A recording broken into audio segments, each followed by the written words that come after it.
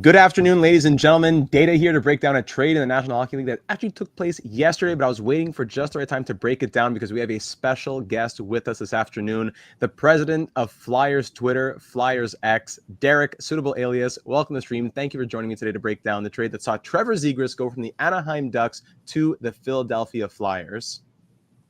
Thank you for having me. And yeah, it's a pretty big moment because the moment that the entire social media world was waiting for has finally occurred. Daniel Briere closed a trade after I spent approximately 2 years accusing him of not being able to do such a thing. I was ready to testify for you at the trial. I was ready. It was getting to that point. Eventually, it started to not be bullying anymore and rather be an expose, but we avoided stepping fully over that threshold. Fantastic. Just in the nick of time, a buzzer-beating goal. Because it could have gotten ugly in the next few months. This 2025 offseason could have gotten ugly. This might have been the end for you on Twitter. They might have found you after this year. But thankfully, you lived to fight another day as the president in the White House. And the trade itself, for those of you who didn't see the details, it was Trevor Zegras going to the Philadelphia Flyers, long rumored to be not unsettled. I think it was more management that was unsettled with Zegras than Zegras being unsettled with Anaheim, in exchange for Ryan Poehling, who I think we'll talk about in a moment, who has done all right with the Philadelphia Flyers.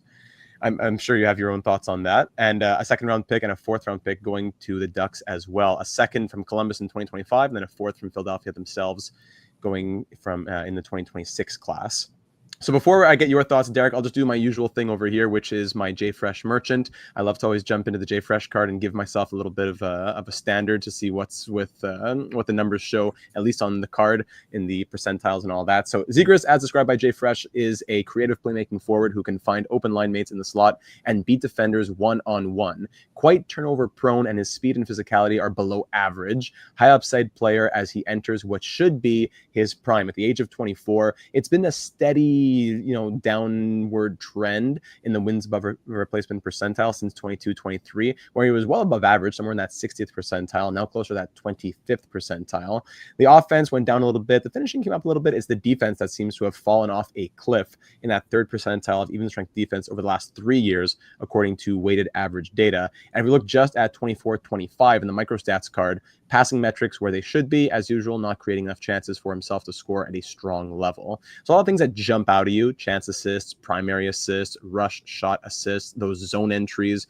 But that first percentile of even strength defense, wins above replacement. I don't know, what's Rick Tocchet going to be thinking about this in Philadelphia? What are you thinking? I'll leave you the floor for a little bit here on Zegras in a Flyers uniform. I think what the JFresh card says, if I were to summarize it, would be, please, for the love of God, stop playing this kid at the wing. It is probably the worst idea anybody's ever concocted, which is impressive because the NHL concocts a lot of bad ideas. Bad ideas per 60 is through the roof. But this one was another level of bad idea for a similar reason that Jack Hughes looked like he didn't know how to play hockey for the entirety of the Four Nations tournament. He just looked like arguably the worst player of all time. And it's because you really muzzle what these kinds of players are capable of when you put them along the walls. When you put them in situations where, say, their new defensive zone responsibility, everybody's like, well, you're a winger, so it's a lot easier in the defensive zone.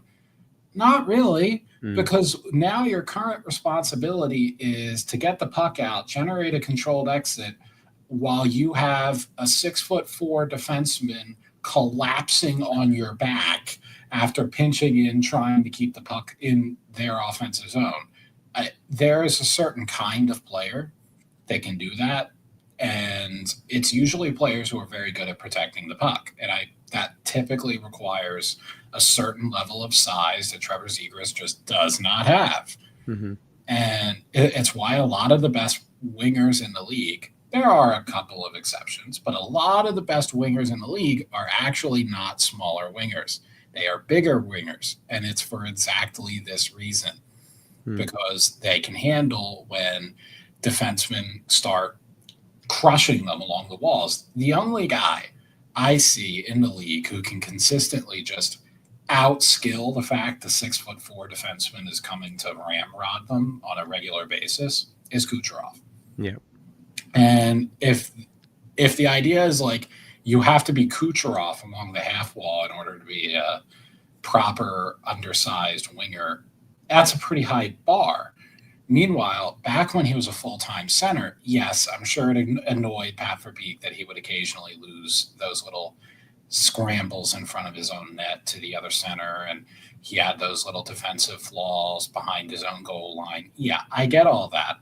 But it was much better than the alternative, because whenever the puck was not crammed down the Anaheim Ducks' throat, whenever they actually got the puck in the defensive zone, they could bump it out to Zegras, and then Zegras could use his edge work, his hands, and just his hockey sense to navigate the exit.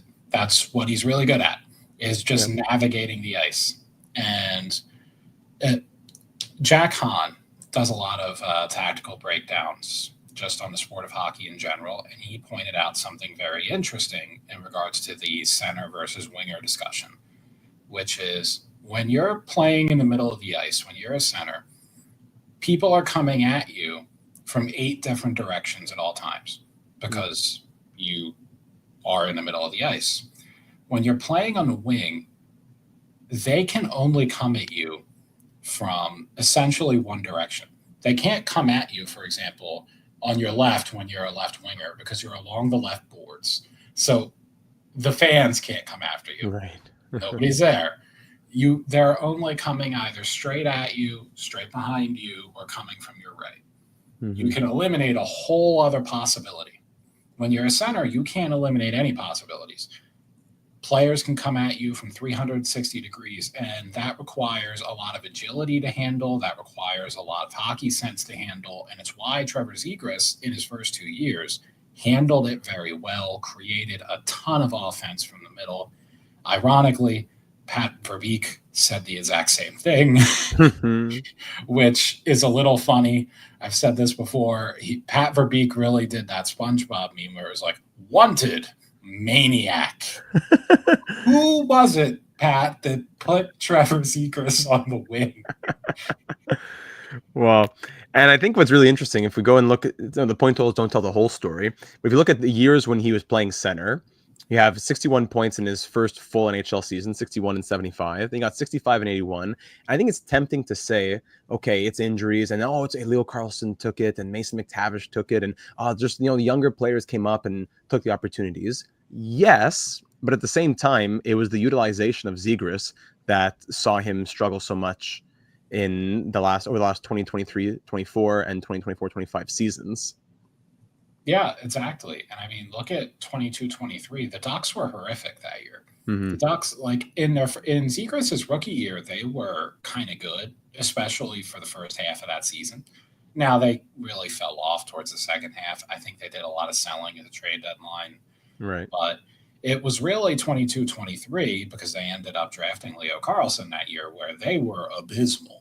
Mm-hmm. So the fact that Zegras was putting up 65 points while playing the center position for that Anaheim Ducks team, it wasn't a giant leap from where he was as a rookie, but it kind of was, in the sense that the difficulty was way higher. Yeah, good point. And then, he gets moved to wing. I think there's probably also something, Zegras has hinted at this himself in the media appearances he just did before we came on, where he does not seem, how do I want to put this? Him and Pat Verbeek were not good. There was not a good relationship there, and Trevor Zegras probably said that in as strong a terms as a hockey player will say anything. Sure. I think he hit because they asked him, well, why? And I applaud, this was a Ducks reporter who asked, what happened to where, Pat Verbeek stopped seeing you as a part of the long-term future? He just flat out said, you're going to have to ask him. I don't know what the hell I did. Yeah. And when you have a player talking like that, there's probably a mental side of it too, even beyond the technical center versus wing debate. Absolutely. There's a mental side of it, especially when you're a player like him, because he is essentially an artist on the ice. And when the artist no longer feels coveted or desired in any way, as he said, for the first time in his hockey playing life, that's going to have a pretty big effect on you. And I'm just shocked that things didn't work out better. Like, you know, the cover of the NHL game with the palm trees and the California vibes and look at me, I'm a surfboard, woohoo, all the intros and the jerseys and the palm trees, like I said. It just seemed like it was such a fit for Zegras to be with the Anaheim Ducks. And despite the trouble, I was never quite in the camp until the last maybe few weeks, until I thought they were going to figure it out. They were going to keep him. They have such a good young core. He's part of the future. But no, they move on from him. And in the end, what do they get back? A second this year, a fourth next year, and Ryan Poehling, who has been all right. I don't want to shift too much onto Ryan Poehling, but just talk about him for a sec. He's been okay. Speedy third line, two-way center with sneaky solid skill, especially as a puck carrier and a passer. As a Canadiens fan, I remember him as the guy who got the hat trick in his rookie night with that last game of the season, game 82 against the Maple Leafs. Everyone was ready to make him, you know, the second coming. Everyone was ready, no problem. And things didn't work out with him in Montreal, Pittsburgh, blah, blah, blah. But I feel like in Philadelphia, from what I'm seeing, from what I saw, I should say, he kind of found his game. And that game might not be what they expected when they drafted him, the Canadiens, with the first-round pick. But to be an effective third-line center, would you agree that that's what he was in Philadelphia? Yeah, absolutely. He did wind up playing a good amount of fourth-line center just because, surprisingly, he managed to be the fourth best center on the Philadelphia Flyers, at least in the opinion of John Tortorella. Then again, he also played first-line center half the time, so who knows? John Tortorella was an interesting person. That's another wanted maniac, but yes, he's behind bars now. It's all right. We finally got him. Ladies and gentlemen, we got him. So that's good. But what Poehling he is, and this can be a good thing for a team, is he is kind of a cardio merchant.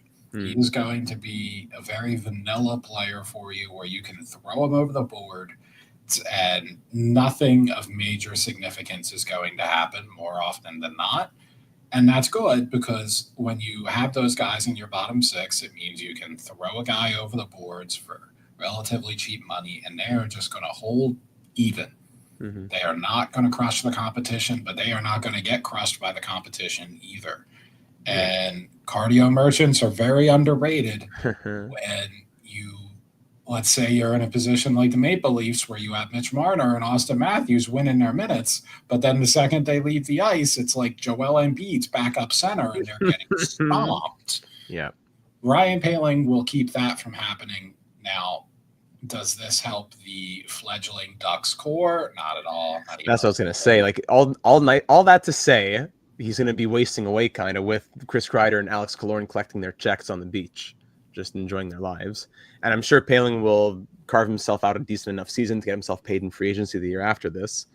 But now Andrew also leaves a good comment saying, obviously such a different player, but then you see how Calgary buried Sam Bennett. And then, of course, Sam Bennett, the most desired player in the National Hockey League right now, aside, I guess, from Mitch Marner in free agency. And could Zegras be a similar story with the Flyers? I don't see Zegras as like a buy low candidate that teams sometimes take a flyer on, like guys who are skilled and now they're towards the end of their career. Like you see Alex Semin, who signed a contract, and Alice Hemsky, who signed a contract. All these older guys, it's not really that type of risk, like a Kovalchuk type thing. Like maybe he has some flashes left in him and last little chance before it's too late. No, I think Zegras still does fine. He's still super young enough. We say young. It's not like he's 28, 29, which is still young as well. But no, he's still 24. He had just turned 24 in March. And if we are going to see him at that center position with Michkov and whoever else, like you said in some of your tweets, the Michigans per 60 are going to be going insane. And just having the fun of it all, which is what I think he encapsulated so much in probably his rookie season and his sophomore season.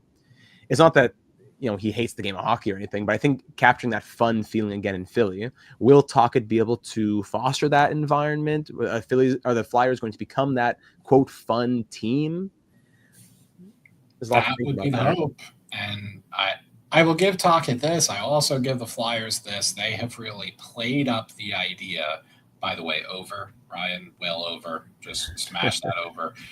Especially if they do wind up getting Shabanov. I mean, that makes it easy. But Anyway,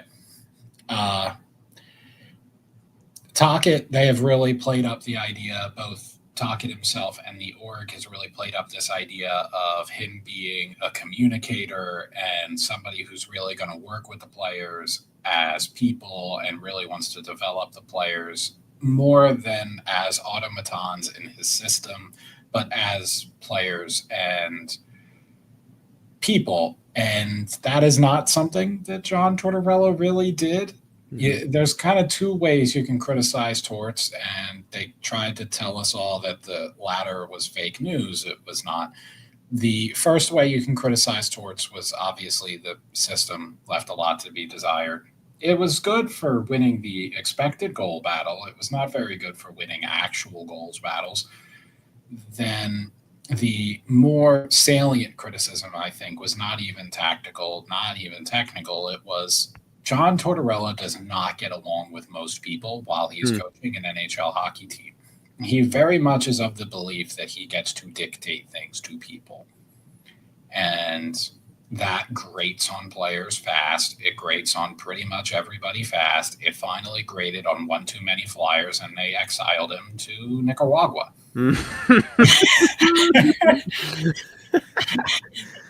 Wow. That's a very, very, very depth observation. So, I mean, also feel free at any time to just hop in with this. I'm just gonna talk through a bit of what I'm thinking lineup wise now. If the Anaheim Ducks are saying, okay, we still have like $4 trillion of cap space in today's NHL, 36 million is like, you can literally do whatever you want. Like, you know, when Michael Scott says you can walk into Burlington Coat Factory and they'll treat you like a king. This is what we're talking about with the Ducks walking into the 2025 off season. They are the kings. They can do whatever they want. They can help teams. They can just bury contracts. They can throw out 17 million to Mitch Marner. They are a crazy wild card. Now, that being said, they do have Killorn for 2 more years at 35, Kreider 2 more years at 34, Reinstrom 2 more years at 31. Yes, they have the fantastic young core. You could probably include Troy Terry in that, but Cutter Gauthier, Leo Carlson, Mason McTavish if he gets signed on, which I'm sure he will, Jackson Lacombe, Pavel Minchikov, Tristan Luneau, Olen Zellweger, and then even Lucas Dostal as their goalie. You're like maybe not all the main pieces, but like the main guys who you think are going to still be here in 3-4 years have been established. Now, when you look at the depth chart for the Ducks,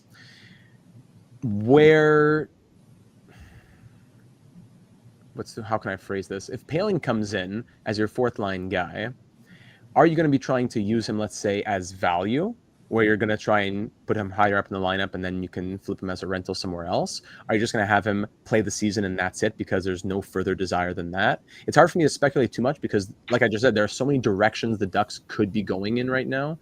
Are they trying to put everybody out as, you know, showing the best they have so we can sell them? Are we trying to actually compete so we can show our young guys and have our veterans while they're here, while Trouba is here, while Kreider's here, while Killorn is here? Let's actually get a little bit of maybe a wild card run.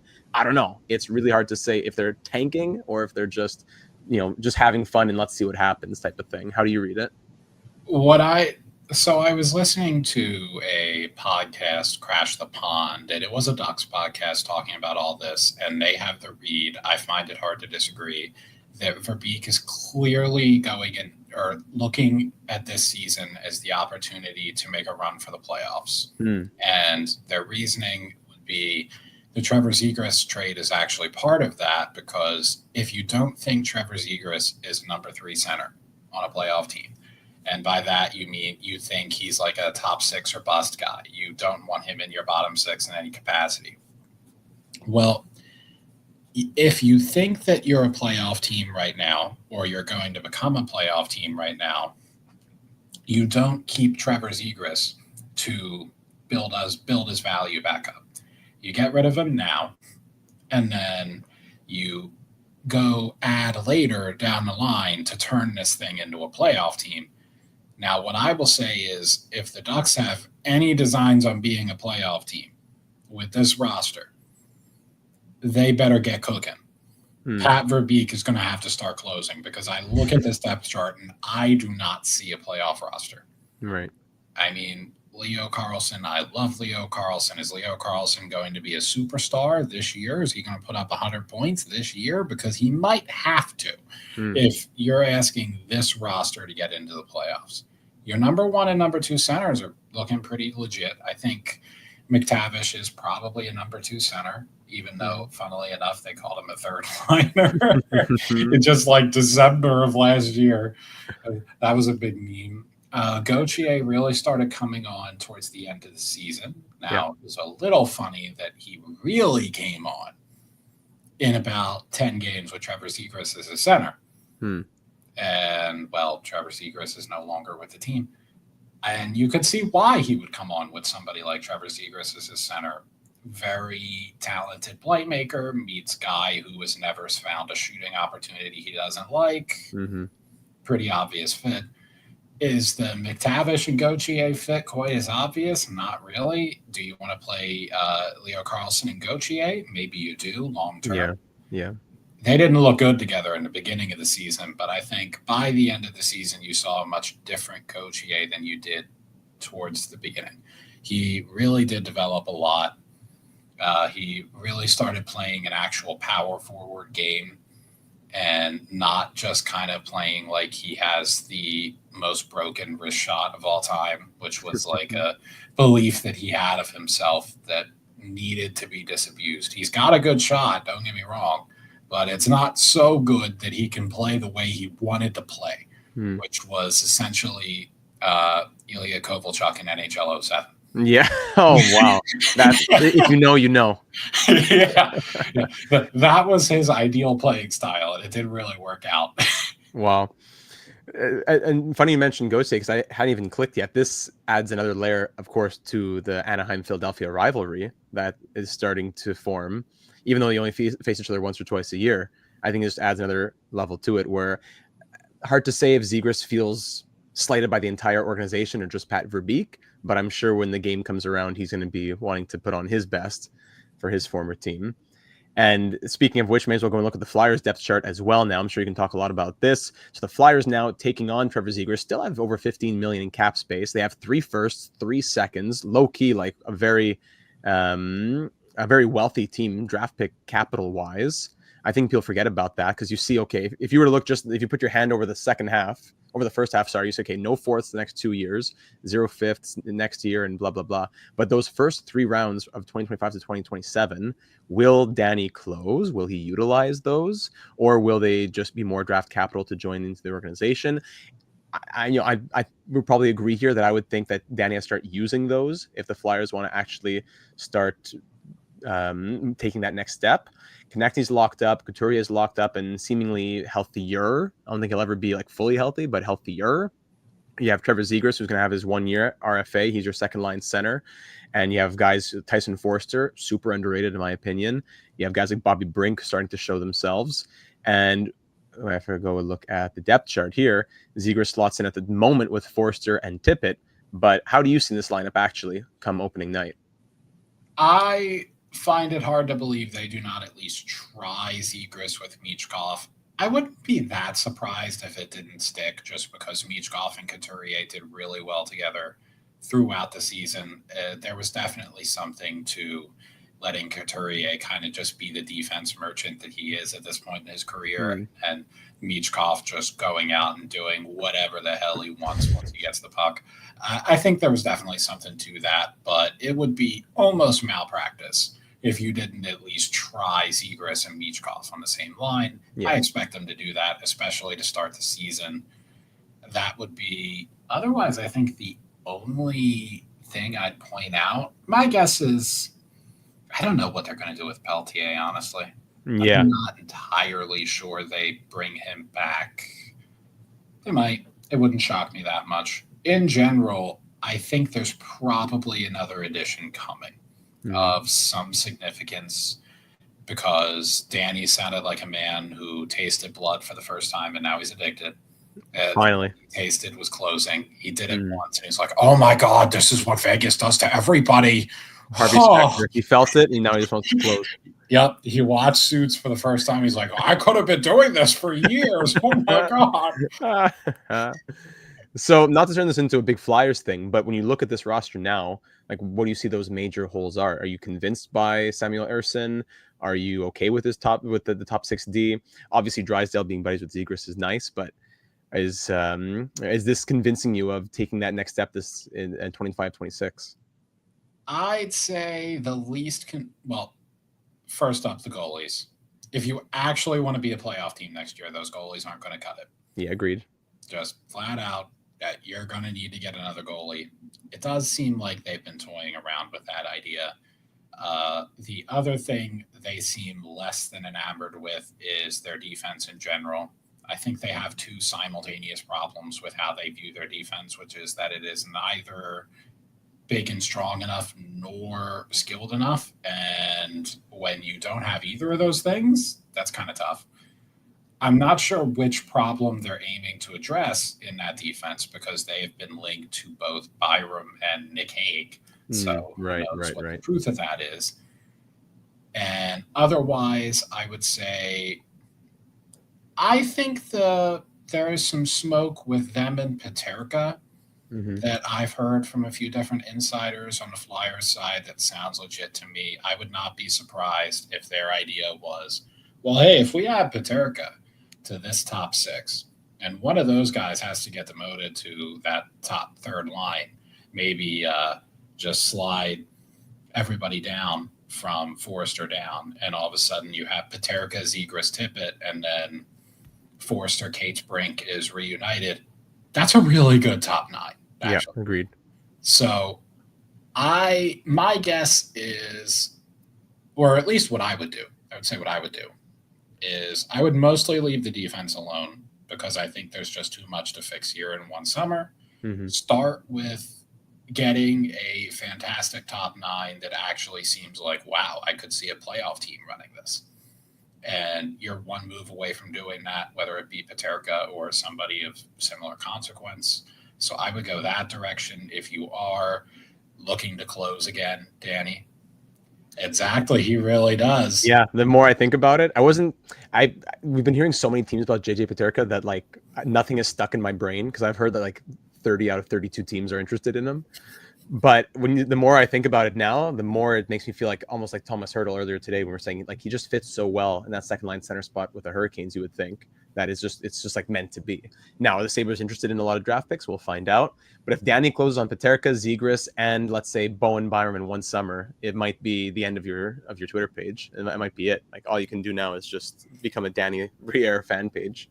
Well, what I said on the podcast last night, the TLY podcast, is what I'll do is I will just turn the joke completely on its head. And Danny will be welcomed into the Bill Zito and Vegas club of like permanent closers. Like these guys are the Harvey Specters of the NHL until he pisses me off again, and then we're going to crush him. And we're back. I love it. Like nobody's ever hit him before. If you are not following SuitableAlias Derek on Twitter X, you got to go do it. I'm not even a Flyers fan, but I just love Derek and I love his content so much that he's my number one guy on Twitter. I don't think I look at more tweets from any one person in particular more than I do from Derek. So you got to go and check his account. I know this isn't the end. This isn't the big sign off, but if you're not already checking out his account, you got to go do so. Well, thank you. And fair warning, Data had to warn me that we can't use profanity or anything similar because he wants to stay monetized. And he had to warn me because there is a little bit of a persona that I use for the X account, which is a little more eccentric than what I've been on here. Very good. Yeah, we keep things always family friendly in the YouTube world. I may or may not have compared John Tortorella to several historical villains. Historical, that's a good way to put it.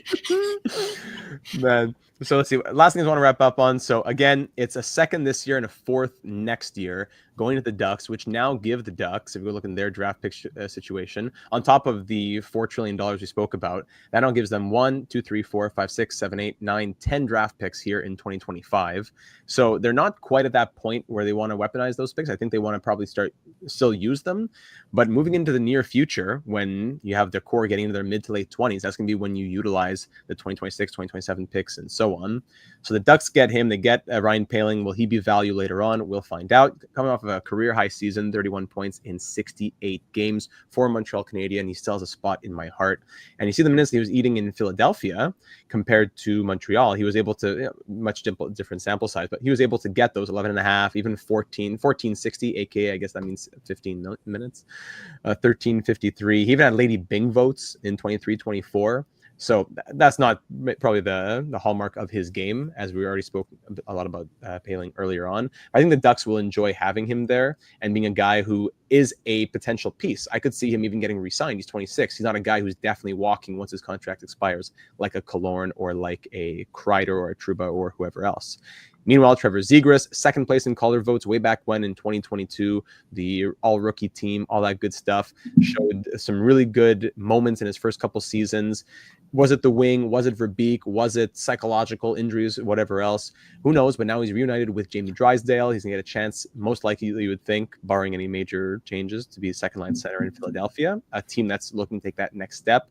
He has scored 57 points per 82 games in his career so far, but I think that not even the highest version of Trevor Zegras when they drafted him, but they could just get that 60-point version back, that playmaker version back, that artist with the puck version back, with the finishers that the Flyers are going to have. I think the Flyers would be very content, not only to have him, but to say we got him for our bottom six center and a couple draft picks, which weren't even our biggest picks when we have such a treasure trove available to us. Yeah, exactly. And Zegras is a really interesting player because the past 2 years have dragged on for so long that we forget it really wasn't that long ago that he put up 65 points as a 21-year-old. And I do not know the hockey player that peaked at 61. I'm sorry, 21. I do not know the hockey player that found his best days at 21 years of age. I'm sure it's happened, but there's very few of them, I would imagine. And that kind of gets lost in translation when you have to watch the Anaheim Ducks for the last 2 years. So, I've said it. I wouldn't be that shocked if he breaks 70 with Philly in the next year or two. I even said, what the hell? I'll even, well, there goes monetization. No, that's okay. Well, what the heck? I'm sure we'll just go with 70 points this year. Why not? Let's be bullish and have some fun. But the general tone is 65 is not necessarily the ceiling here, because that kind of implies that he peaked at the age of 21, which is possible. I don't think I bet on it. I think the more likely of the two outcomes, or at least the more likely two outcomes, is one, he never finds that version of himself again and he washes out of the league. I don't think so, and then the more likely outcome, which is he strings together a couple of seasons that were even better than the two first seasons he had in the NHL. And whether that's a 70-point guy, whether that's an 80-point guy, we'll see. I mean, he's going to have, especially if Danny does that closing thing he found out about just recently, one or two more times, he's going to have some legitimate talent to play with. And he's going to have pretty soon a number 6 overall pick coming in to play with, on top of Matvei Michkov and whatever else other closing Danny Briere seeks to do. Yeah, that's very exciting. Have weapons. Like the Flyers, as what's the word we should use here? Exhausted Flyers fans are, maybe. I think there's a lot to be excited about, and especially in a trade like this, maybe not super similar, but I find flashes of the Laine trade myself as a Canadiens fan, where it's like this trade, like Laine could be the worst player in the National Hockey League by this time next year, and I'm still happy with this trade because everything makes sense at this time. It's the right move to make. You can't see the future. As of today, right now, this is a good, objectively good trade. This is yeah, that's it, period. End of the sentence. And when you were talking about Zegras and his playmaking, when he had 65 points, I can't recall exactly who he was playing with, but look at the goal scorers here in Anaheim. Who are the finishers? Troy Terry, who has as many goals. You had Adam Henrique with 22, Vetrano with 22, and the Flyers maybe aren't quite at the level of, being Rocket Richard winners just yet, but I want to see him with Tippett. I want to see him with Mishkov. I want to see him with whoever's getting drafted 6th overall, depending on who that might be, XYZ. So yeah, even if it falls apart, this is again, objectively, just a good trade for Danny Briere, and not even a gamble, just a good opportunity to jump on and say, yeah, I'm going to be the guy that pulls the trigger, and finally, trademark closes. Yes. Well, and to the point of the goal scoring differences, the Ducks had two players who were tied with 23, and one of them was Trevor Zegras. The Flyers just had Beachkoff score 26 to lead the team, and then they had three players tied with 25. Mm-hmm. So, and that was without a Trevor Zegras. Right. There's actually a good amount of shooting talent and a lot of finishing talent for Trevor Zegras to work with. The real problem has been the best playmaker on the team is also the guy who really wants to score a lot of goals, and that would be Matvei Beachkoff. Matvei Beachkoff has to be a playmaker first. He's kind of pissed. True. I think what's also maybe true, I would say, is there's much more runway for Trevor Zegras. The Flyers fans aren't necessarily forgiving, right? They're not going to be waiting forever. I think they want to see results. But at the same time, I don't think organizationally the Flyers are putting as much pressure as the Ducks were, even if they weren't saying it. By all the young players in the lineup, by moving them to the wing, by moving them down the lineup, they're saying it without saying it. And now the Flyers can give him those chances. And again, without saying it, just give him a little bit of breathing room to say, I'm going to have a chance here and not have to feel like, okay, a trade is about to come if I don't do my Magic Michigans and whatnot. He kind of said that himself. This is not a kid who is used to being on the trade block. I mean, Trevor Zegras all throughout his career was like the hockey prodigy who nobody could get enough of, and all of his coaches needed to play all the time. Like, even with the National Development Team program, he was on the most stacked team imaginable. Yeah. And he was still their number 2 center. And, you know, he wasn't regarded by his coaches that far behind Jack Hughes, of all players. So this is a player who has never had to deal with not being wanted at any level of hockey. And then all of a sudden, this includes the NHL, because he comes in and he takes the league by storm in his first couple of years. And then all of a sudden, things start to go awry. He doesn't really click well with his general manager. And then everything falls to hell. There we go again. I think everyone's all right. I think we'll be okay. Please, YouTube, don't do it to us. While we're on the topic of closing out here, I just want to also say Hobbsy has been seeing a lot of your tweets, as have I, and it seems as if at 6, if Higgins is there, you're all in on Higgins, but you'd also be content with O'Brien, but not as much on Brady Martin, correct? If Danny drafts Brady Martin, I am going to be extremely profane on draft day. I like Brady Martin as a player, and I think he should go with a top 10 pick. I just, don't like the fit, because I think you're kind of forcing the super physical 2 or 3C on the Flyers, where they do not have that top of the lineup talent at the center position quite yet. It gets a little better with Zegras now, because he is a top 6 centerman. So you do have that, but I would much rather take a chance with, let's say, obviously James Higgins. Like, everybody would agree you don't take Brady Martin over James Higgins unless you're like the Utah Mammoth and you have Logan Cooley already and nobody really cares what you're going to do. So unless you're in that situation, you do not take Brady Martin over James Higgins. I think pretty much everybody agrees with that. Jake O'Brien is somewhat more controversial, but to me, not really, because you really cannot question the upside of Jake O'Brien. Whereas with Brady Martin, I'm not going to say it's impossible he's a top 6er. I'm not even going to say it's impossible he's a top liner. I think he could be a top line wing. I don't see a center as a top liner. I think this is a kid I see as being limited by the center position for kind of the opposite reasons of Trevor Zegras, where like all the things Trevor Zegras is good at apply to players who play in the middle of the ice. With Brady Martin, all the things he's good at applies to getting on people, getting along the walls, being a nasty forechecker, throwing those mean hits. Like all of that stuff you want your wingers doing. And his actual ability to be a center, I don't think he has a touch with the puck. He gets a ton of puck touches, which is why his microstats are absurd. He looks like Michael Misa on the microstat level, but he doesn't produce like Michael Misa, and it's because if you give Michael Misa and Brady Martin 100 puck touches on the same team, like with Saginaw, Michael Misa is going to do more with those 100 puck touches than Brady Martin would do because he just has better skill, better hockey sense. And I think those are the two things you have to be looking for. And in fairness, I basically just quoted Brent Flair. So despite the couple of mock drafts recently, I don't think I have much to worry about there. I don't think they're very high on, I don't want to say it that way.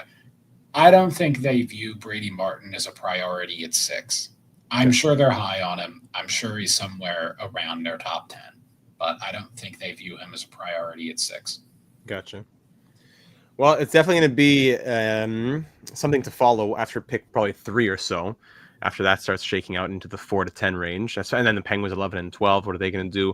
That's going to be exciting to see because they're going to be guys who were top 3, top 4, top 5 a year ago who are now going to be going closer to 10, like let's say Porter Martone or Roger McQueen. So that's going to be, someone's going to get some good value in this draft. 2 guys who were projected to go number 1 overall were sitting here wondering if they make 7 and 8. Yeah. It's a wild draft class. Very. Well, I think about wraps it on the breakdown of Trevor Zegras. A lot longer than the usual breakdown, but that's why it wasn't instant reaction analysis. We had a day to think about it. We went through, we slept on it a little bit, and now we had a chance to break it all down. So Trevor Zegras to the Philadelphia Flyers for Ryan Poehling, a 2nd and a 4th. Mr. President, a pleasure to have you. SuitableAlias, the president of Flyers X, Flyers Twitter, joining us here on today's stream. Give him a follow if you haven't already. Great member of the channel. He's in our Dynasty Hockey League. He's very involved, and I really appreciate you taking your time, my friend. Thank you. I was having a great time here. I'm sure we'll have another time someday in the near future, maybe even draft night when Flyers make their picks, something like that. I'm sure we will have you on a stream again soon. Absolutely. All right, everybody. So thanks for being here. Leave a like if you haven't already. And of course, your thoughts in the comments on Trevor Zegras to the Flyers. Win for either side. Who's taking it? I think, again, to summarize, I'd say objectively good trade for the Flyers, no matter what goes wrong. I think the Ducks, at least they get value, but are they going to regret it in the future? Or would they even regret it even if Zegras has 100-plus point seasons just because it wasn't ever going to work in Anaheim? We'll find out as the years go on. So thanks again for being here, and we'll talk again soon.